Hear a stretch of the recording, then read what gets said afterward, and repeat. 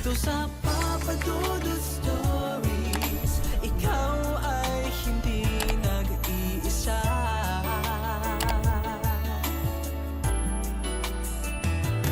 Dito sa Papa Dudut Stories, may nagmamahal sa'yo. Papa Dudut Stories, Papa Dudut Stories. Dear Papa Dudut, sa lahat po ng mga nakatutok ngayon, huwag pong kalimutan mag-like, mag-share at mag-subscribe. Maraming salamat po sa inyong lahat.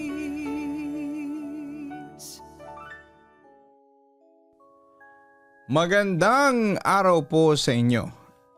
Tawagin niyo na lamang po ako sa pangalang Lolo Sakay. Sa totoo lang ay hindi ko akalain na sa edad kong ito, ang mga karanasang pilit kong ibinabaon sa limot ay muling mabubuhay dahil sa mga kwentong naririnig ko sa inyong programa. Sabi nga nila, ang nakaraan ay parang anino. Gaano man kabilisan ang takbo, laging nakasunod sa iyo. Lalo na kapag ang araw ay nagsisimula ng lumubog. Bago ko simulan ang kwento ng katatakotang bumalot sa sitio Sombrero, hayaan niyo muna akong magpakilala. Sino nga ba si Sacario bago siya naging Lolo Sakay ng subdivision? Noong kabataan ko, Papa Dudut, ako ay isang pulis. Hindi lang basta pulis, kundi isa sa mga laging nade-deploy sa mga hotspot na lugar. Sanay ako sa putukan, sanay ako sa habulan, at higit sa lahat ay sanay akong tumingin sa mata ng mga kriminal na walang takot pumatay. Akala ko noon ay nakita ko na ang lahat ng uri ng kasamaan. Akala ko ang bala ng baril ang pinaka nakakatakot na bagay sa mundo. Pero nagkamali ako. Dahil ang totoong takot pala ay hindi nanggagaling sa ingay ng putok, kundi sa katahimikan ng isang bagay na hindi mo nakikita pero alam mong nandyan. Nang mag-retire ako ay pinili namin ang asawa ko na lumipat sa isang lugar na tahimik. Gusto ko nang iwan ang ingay ng Maynila. Doon kami napunta sa sitio Sombrero. Ang sitio Sombrero, Papa Dudut, ay isang resettlement area. Alam mo naman ang mga ganitong lugar, bago pa lang tinatayo, hindi pa sementado ang lahat ng kalsada. At ang mga bahay ay dikit-dikit pero napapaligiran ng masukal na gubat. Ang subdivision namin ay nasa paanan mismo ng isang madilim na bundok. Kung titignan mo ang bundok na yon sa hapon, parang may kung anong higante na nakadagan sa aming lugar. Ang mga puno ay naglalakihan at ang ihip ng hangin ay laging may dalang amoy ng basang lupa at lumot. Noong una ay payapa naman. Pero dahil bago pa lamang ang komunidad, kulang sa ilaw ang mga kalsada. Tuwing sasapit ng alas 6 ng gabi ang sitio Sombrero, ay nagmumukhang isang ghost town. Diyan na nagsisimulang magkaroon ng mga problema. Nagsimula sa maliit na bagay. Nawawalang tsinelas, nawawalang labada, hanggang sa naging mga mamahaling gamit at mga alagang hayop. Ang nakapagtataka, walang nakakakita sa magnanakaw.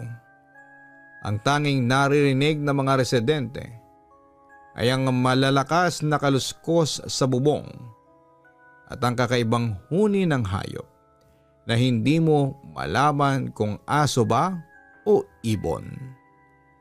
Dahil sa background ko bilang dating pulis ay hindi ako pwedeng manatiling nakaupo lamang habang ang mga kapitbahay ko ay natatakot. Isang gabi ay pinuntahan ako ng Homeowners Association President na si Mang Carding. "Sakay," sabi niya sa akin habang nasa tapat kami ng aking munting bakuran. "Alam namin gusto mo nang mamahinga, pero ikaw lang ang may karanasan dito. Tulungan mo naman kaming mag-organisa ng mga tanod. Hindi na nakakatulog ang mga tao. May mga naririnig silang kakaiba. Ang mga nakawan ay hindi na biro." Sa totoo lang, Papa Dudut, ayaw ko na sanang bumalik sa ganong trabaho. Gusto ko na lamang mag-alaga ng mga tanim na sili at makipaglaro sa mga apo ko. Pero nang gabing yon, habang nag-uusap kami ni Mang Carding, may narinig kaming kaluskos mula sa itaas ng puno ng mangga sa tapat ng bahay ko. Itinapat ko ang aking flashlight, pero wala akong nakita kundi ang naglalakihang dahon. Ngunit ang kakaiba, ang hangin na dumadaan ay amoy malansa. Amoy ng isang bagay na matagal nang patay. Doon ako napapayag. Sige Carding, ako nang magiging chief tanod. Pero kailangan ko ng mga taong matatapang at mapagkakatiwalaan. Sa unang gabi ng aking pag-upo bilang chief tanod, doon ko nakilala ang isang lalaki na magiging malaking bahagi ng kwentong ito, si Mang Tino. Si Tino ay nakatira sa dulo ng kalsada, malapit sa bukana ng gubat. Siya yung tipo ng tao na hindi mo mapapansin sa isang crowd. Tahimik lamang siya. Laging nakayuko at parang laging may malalim na iniisip. Noong nag-call for volunteers ako para sa mga tanod, siya ang unang lumapit sa akin. "Sir Sakay," tawag niya sa akin. May boses siyang parang hinihingal, mahina pero malinaw. "Gusto ko pong sumama sa ronda. Kabisado ko ang pasikot-sikot dito, pati ang mga daan paakyat sa bundok." Pinagmasdan ko si Tino. Mukha naman siyang matino. May bitbit siyang isang malaking sako na nakasabit sa kanyang balikat. "Anong laman yan, Tino?" tanong ko. Ito po ba?" Ngumiti siya ng bahagya pero ang mga mata niya ay hindi tumatawa. "Mga gamit lang po. Flashlight, tali at kaunting pangdepensa. Mahirap na po, baka may makaharap tayong hindi po natin inaasahan." Dahil kailangan ko ng tao ay tinanggap ko si Tino. Hindi ko alam noon na ang pagtanggap ko sa kanya ang magiging mitsa ng isang misteryong susubok sa lahat ng natutunan ko sa batas at sa buhay. Ang sitio Sombrero, Papa Dudut, ay hindi lang pala isang resettlement area. Ito ay naging isang labirinto ng mga lihim. Tuwing gabi habang naglalakad kami ni Tino sa madidilim na iskinita, nararamdaman ko na ang bundok sa aming likuran ay parang humihinga. At sa tuwing lilingon ako kay Tino, laging may distansya sa pagitan naming dalawa. Distansyang puno ng mga bagay na hindi niya sinasabi. At mga bagay na hindi ko pa nakikita. Papadudot ang unang gabi ng aming pagroronda ay parang isang pelikula na unti-unting lumalabas ang kulay mula sa pagiging itim at puti. 10:00 ng gabi ang usapan sa tapat ng guardhouse na gawa lang sa tagpi-tagping kahoy at yero. Nagtipon-tipon ang 12 lalaki mula sa iba't ibang phase ng subdivision. Dala-dala nila ang mga kung ano-anong pwedeng ipangdepensa. May hawak na batuta, may dalang tubo at ang iba ay may itak na nakasukbit sa bewang. Pero sa gitna ng ingay at untahan nila ay nandon si Mang Tino sa isang sulok. Nakasandal sa poste, yakap-yakap pa rin ang kanyang malaking sako. Hindi siya nakikihalubilo. Nakayuko lamang siya at tila may pinakikinggan sa hangin. "O mga kasama, makinig muna kayo.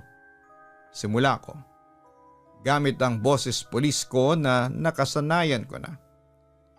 Hindi tayo rito para makipag-away lang. Ang layunin natin ay maging mata at tenga ng Sitio Sombrero. Kapag may nakitang kahinahinala, sumipol o sumigaw, huwag susugod ng mag-isa. Naghati-hati kami sa 3 grupo. Pinili kong isama si Tino sa grupo ko, kasama ang 2 pang residente na sina Enteng at Garto. Gusto ko kasing obserbahan itong si Tino. May kung ano sa kanya na hindi ko mabasa, Papa Dudut. Bilang dating investigador, ang kutob ko ay bihirang magkamali at ang kutob ko kay Tino ay parang kape.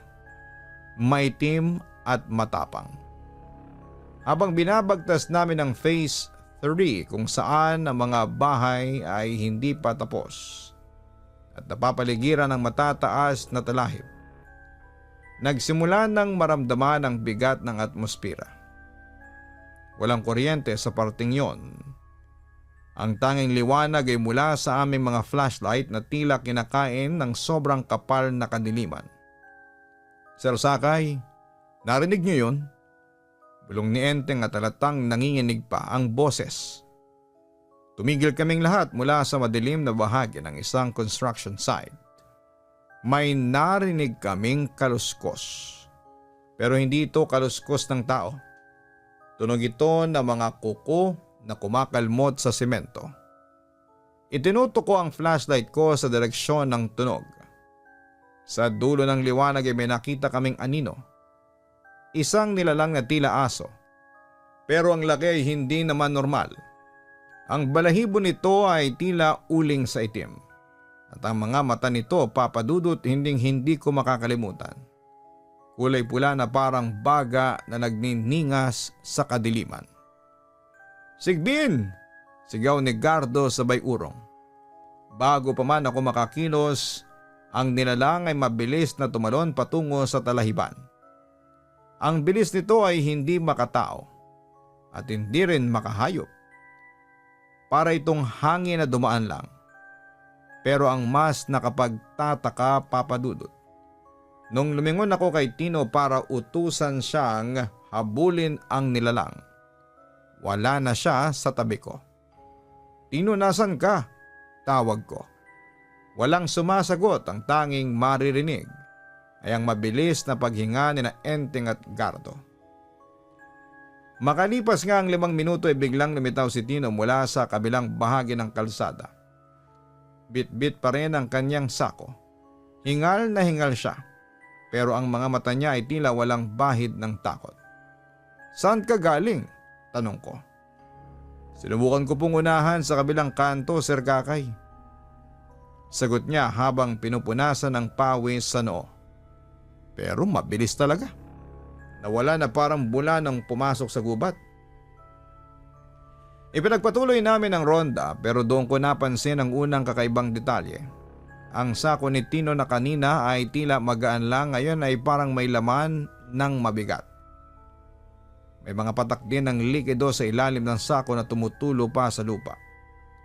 Itinutok ko ang flashlight ko ng palihim. Dugo. Sariwang dugo.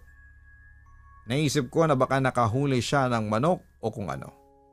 Pero bakit hindi niya sinasabi?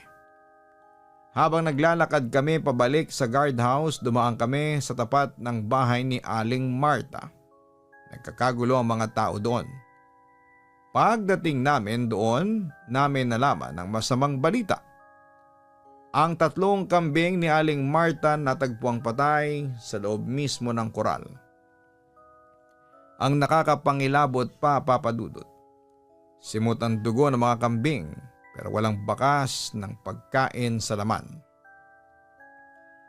Isang malit na butas lang sa leeg ang makikita. "Ang sigbin! Bumalik ang sigbin!" iyak pa ni Aling Marta. Habang ang lahat ay nakatingin sa mga patay na hayop. Napansin ko si Tino nakatayo lang siya sa dilim, malayo sa mga tao. Ang kamay niya ay nakahawak ng mahigpit sa kanyang sako. Hindi ko na lang binigyan pa ng mas malalim na atensyon, Papa Dudut. Kung ang unang 2 linggo ng aming pagroronda ay puno ng kaba dahil sa mga nawawalang hayop, ang 3 linggo ang nagpabago sa takbo ng buhay sa Sitio Sombrero. Doon ko naramdaman na ang kasama naming halimaw ay hindi lang basta nagugutom. Ito ay nananakit na ng tao. Isang hapon bandang 5:00 kakatapos ko lang maglinis ng aking munting bakuran. Malapit nang lumubog ang araw at ang anino ng bundok ay dahan-dahan nang gumagapang patungo sa aming mga kabahayan. Biglang niyanig ng katahimikan ng isang matinis na tili. "Ang anak ko, si Junjun, nawawala ang anak ko!" Agad akong tumakbo patungo sa kalsada. Si Aling Perla yon, ang labandera sa Phase 2. Nakaluhod siya sa gitna ng kalsadang putikan dahil sa ulan kagabi. Ang sabi niya, sandali lang daw siyang pumasok sa loob para kumuha ng tubig, pero paglabas niya, wala na ang kanyang 5 taong gulang na anak na naglalaro lang sa tapat ng kanilang pintuan. Sa loob ng ilang minuto nagtipon ang mga residente. Bilang chief tanod, agad kong sinuri ang paligid. Doon ko nakita ang mga ebidensyang nagpatayo ng aking balahibo. Sa basang putik sa tapat ng bahay ni Aling Perla, may mga bakas ng kuko. Malalaki, matutulis, at ang forma ay hindi naman sa tao. Pero ang mas nakapagtataka, ang mga bakas ay biglang napuputol pagdating sa gitna ng kalsada, na parang ang nilalang na gumawa nito ay biglang lumipad o naglaho sa hangin. Habang tinitingnan ko ang mga bakas ay narinig namin ang isang tunog mula sa madilim na bahagi ng gubat sa paanan ng bundok. Isang huni na hinding-hindi ko po makakalimutan. Parang huni ng ibon na hinaluan ng tawa ng aso. Napaka ngilo sa tenga, Papa Dudut. Para itong tinig na nanggagaling sa kabilang mundo. "Sakay, ano ang gagawin natin?"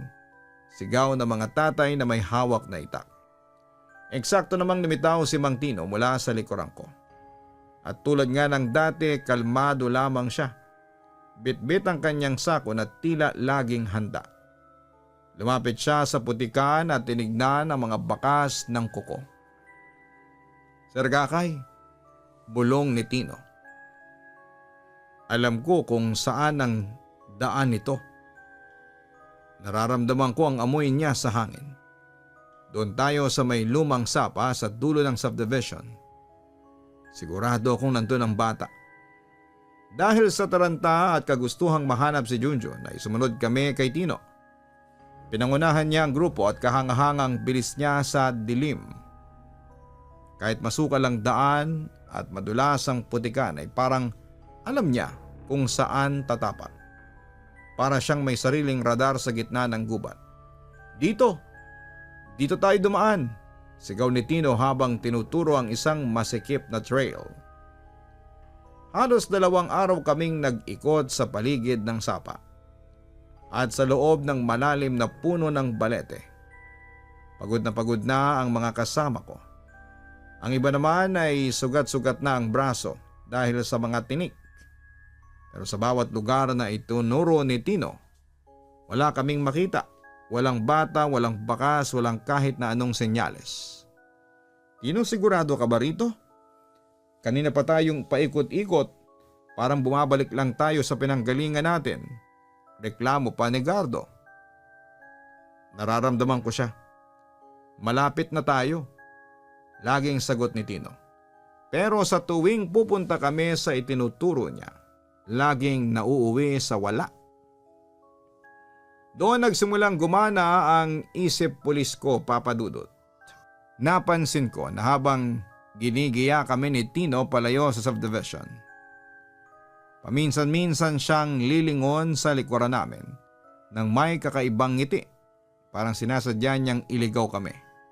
Parang may oras siyang hinihintay. At nang sandaling tumigil kami para uminom ng tubig ay napansin ko ang isang bagay sa sako ni Tino. May bahid ito ng putik pero hindi lang putik sa gubat. May maliliit na hibla ng tela na sumasabit sa pagkakatali ng sako. Ang kulay, dilaw. Katulad ng kulay ng t-shirt na suot ni Junjun bago siya nawala.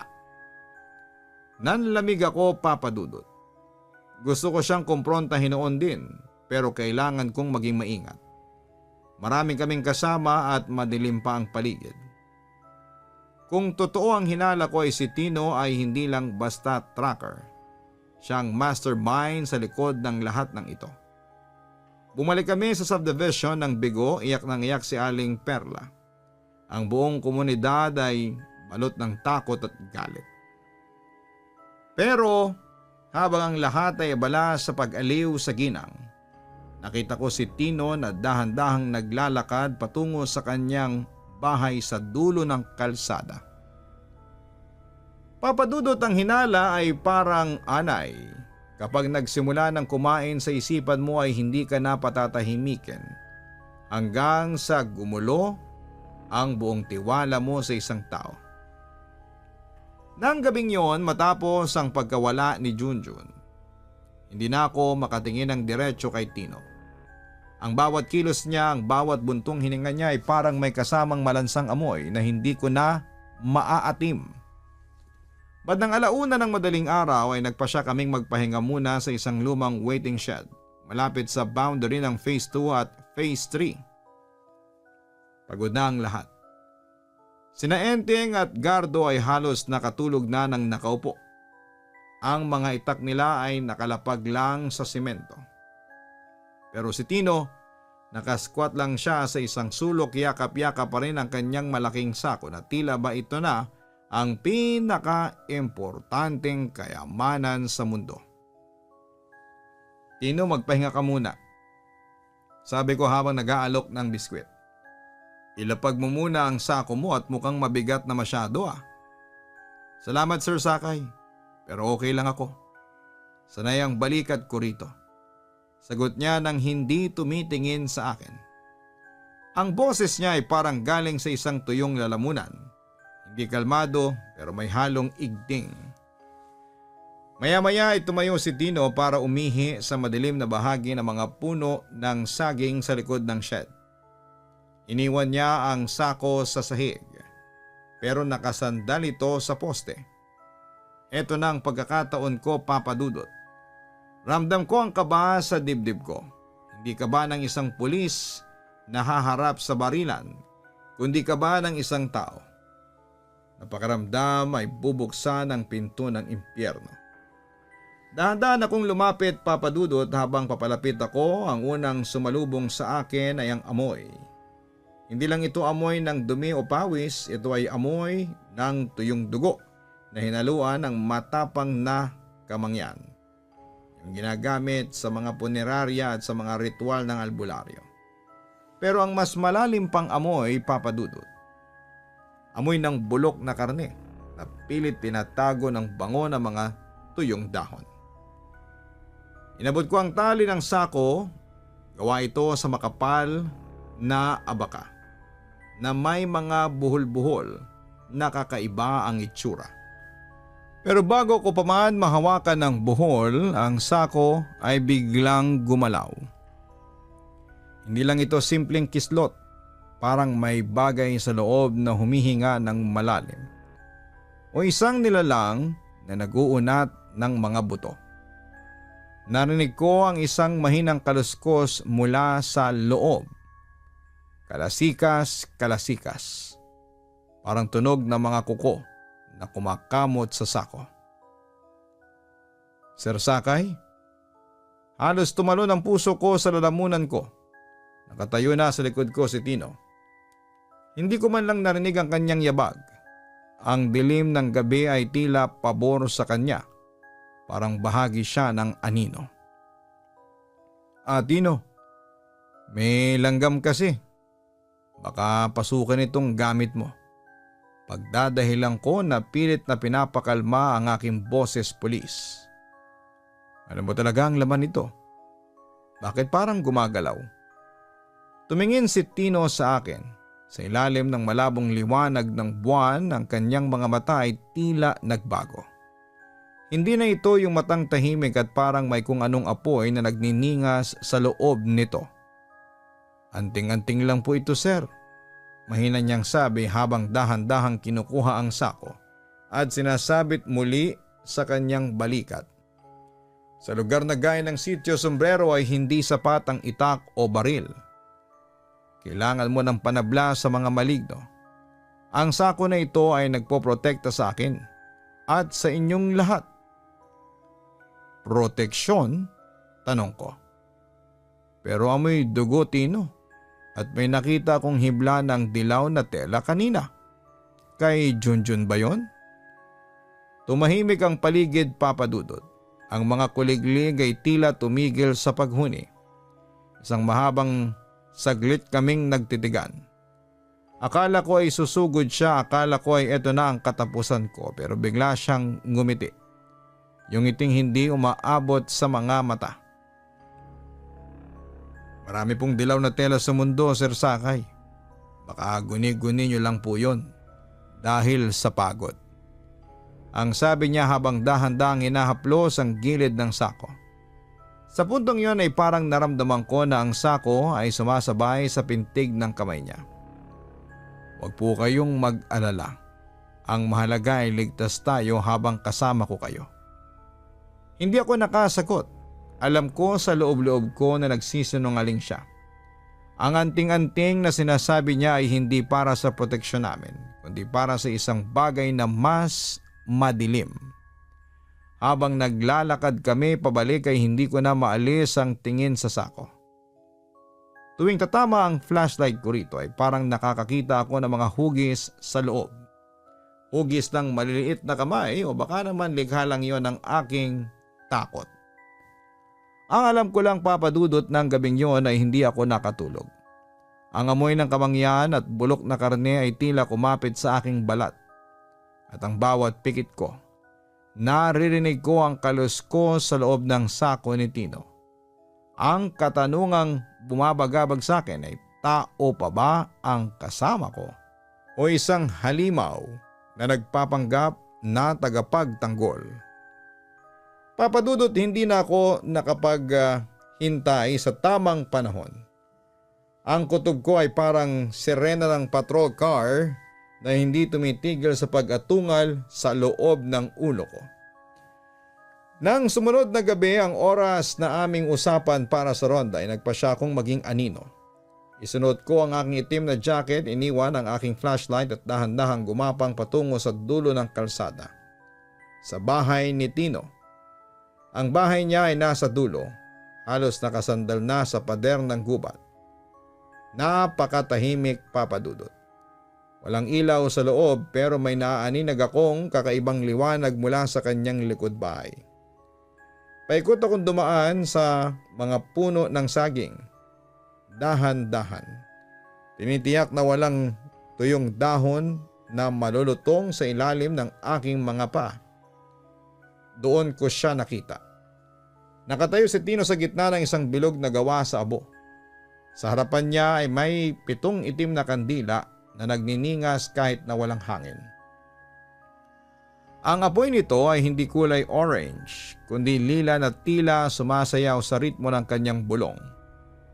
Nakabukas ang kanyang malaking sako sa kanyang paanan at doon ay lumabas ang amoy ng pumatay sa gutom ko. Ang amoy ng kamangyan at ang nabubulok na laman. Ilihim ang kilos. Takpan ang mata. Ang anino ko'y maging kapa. Bulong ni Tino. Ang boses niya ay hindi na boses ng tao, Papa Dudut. Para itong 2 boses na pinagsama. Isang matanda at isang hayop. Sa bawat salitang binibigkas niya ay nararamdaman ko ang isang kakaibang sensasyon. Sa paningin ko ay biglang lumabo. Akala ko ay may hamog lang, pero hindi. Para akong nilalagyan ng manipis na tela sa ibabaw ng aking mga mata. Ang paligid ay nagmukhang out of focus At kahit na anong kuskus ko sa aking mata ay tila lalong kumakapal ang ulap na tumatakip sa aking paningin. Tagabulag, huling bulong ni Tino bago niya hinipa ng mga kandila. Sa isang iglap ay nawala ang ulap sa mata ko. Pero kasabay ng pagdilim ng kandila, nawala rin si Tino. Wala na siya sa gitna ng bilog. Ang tanging naiwan ay ang usok ng amoy asupre. Nanlamig ang buong katawan ko. Ito na ba yung sinasabi ni tatay noon, ang kakayahang maglakad sa gitna ng mga tao nang hindi ka nakikita? Hindi pa ako nakakabawi sa gulat nang biglang niyanig ang katahimikan ng sitio Sombrero.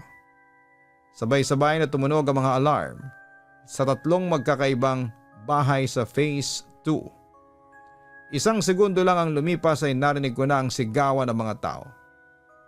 Ang sigbin! Ang mga sigbin lumulusob! Tumakbo ako pabalik sa main road. Doon ay nakita ko ang isang eksenang parang kinuha sa impyerno. Ang mga residente ay naglabasan. May dalang mga sulo at itak, pero ang takot sa kanilang mga mata ay hindi mabubura ng apoy. Sa gitna ng kalsada ay nakita ko sila 3 malalaking aso. Pero hindi sila ordinaryong aso, Papa Dudut.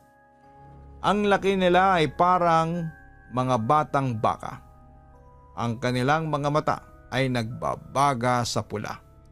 At ang kanilang pag-ungol ay tila tunog ng bakal na kinikiskis sa simento. Mabilis silang nagtatakbuhan pabalik-balik sa gitna ng kalsada. Tila tinatakot ang sino mang lalapit.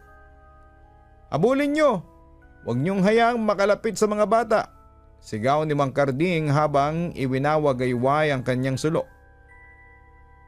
Halos lahat ng mga tanod at mga lalaki sa subdivision ay sumunod sa mga aso patungo sa madilim na bahagi ng creek. Nagkakagulo na ang lahat, hiyawan dito, takbuhan doon. Pero ako, Papa Dudut, tumigil ako sa gitna ng kalsada. May napansin akong hindi tama. Habang ang lahat ng atensyon ay nasa mga asong nagwawala, napatingin ako sa mga kabahayan na naiwan. Doon ko nakita ang isang bagay na nagpabilis ng tibok ng puso ko. Ang pinto ng bahay ni Aling Nena dahan-dahang bumukas, pero wala namang tao. Wala ring hangin. Sinundan ko ng tingin ang mga pinto. Ang bahay ni Mang Jose bumukas din ang trangka. Click, click. Parang may isang invisible na kamay na pilit na binubuksan ang bawat pasukan. At doon sa putikan sa tapat ng mga pintong yon, nakakita ako ng mga bakas ng paa. Hindi bakas ng aso kundi bakas ng tao na nakayapak. Pero ang nakakatakot, ang bakas ay lumilitaw sa putik pero wala kang makikitang taong nakatayo roon. Naisip ko kagad si Tino. Naisip ko ang orasyong narinig ko kanina. Ang mga sigbin na nagwawala sa kalsada ay distraction lang sila. Habang ang buong sitio Sombrero ay abala sa paghabol sa mga anino, may isang halimaw na hindi nakikita ang dahan-dahang pumapasok sa loob ng aming mga tahanan. Tino, bulong ko sa sarili ko habang hinahawakan ko ng mahigpit ang aking batuta. Papadudot sa gitna ng madilim na kagubatan, nakita ko ang anino ni Tino na dahan-dahang nagkakahugis. Hindi siya kumukuha ng gamit. Sa halip ay nakita ko siyang may hawak na isang kakaibang itak. Isang itak na yari sa tanso at may ukit na mga krus. Mamatay kayo, salot!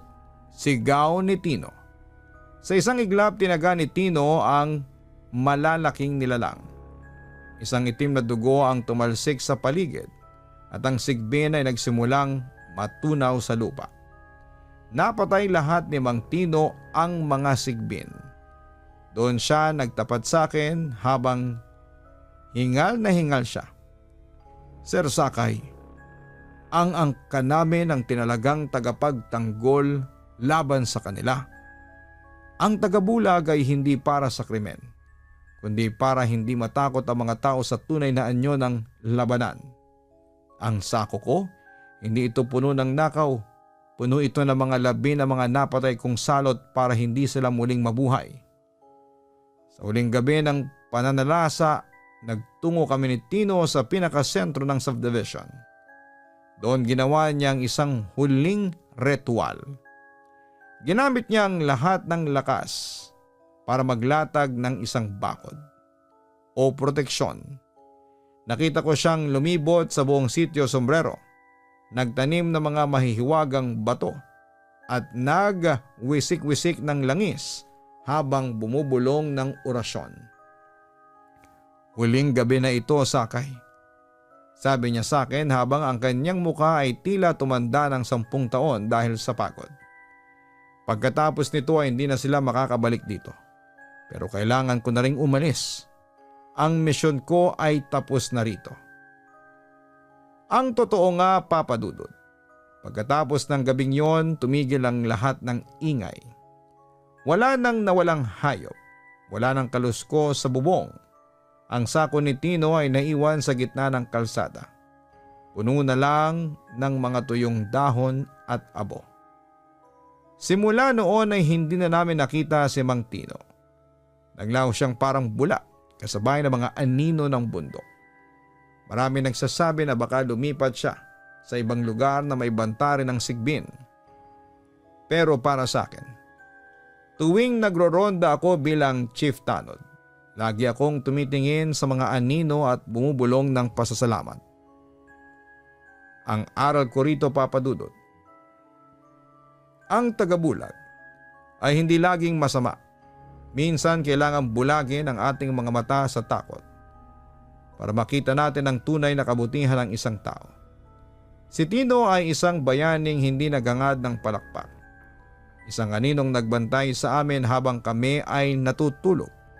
Maraming salamat sa oras, Papa Dudut. Hanggang dito na lamang ang sulat ko. Lubos na gumagalang, Sakay.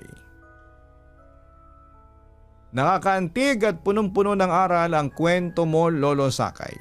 Maraming salamat po sa pagbabahagi ng karanasang ito na tiyak na nagpataas ng balahibo ng ating mga listeners.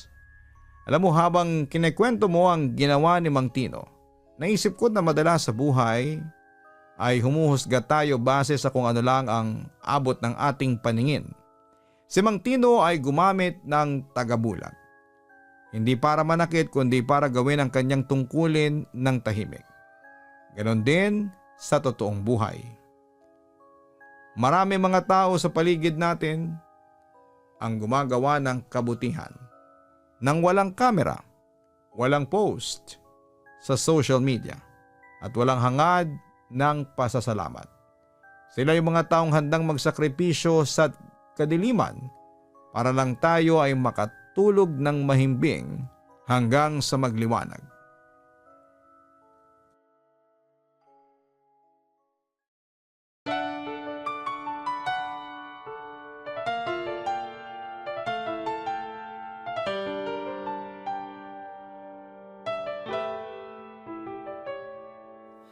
Ang buhay ay mahiwaga, laging may lungkot at saya. Sa Papa Dudut Stories, laging may karamay ka.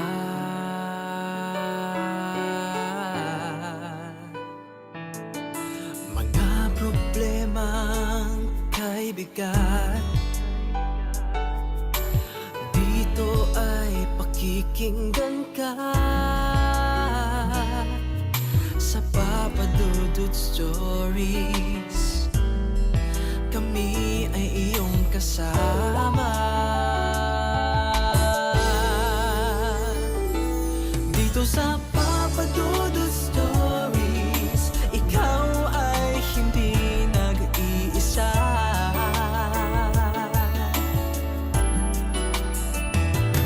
Dito sa Papa Dudut Stories, may nagmamahal sa'yo.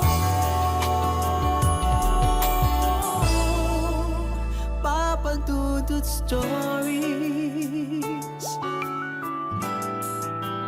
Papa Dudut Stories.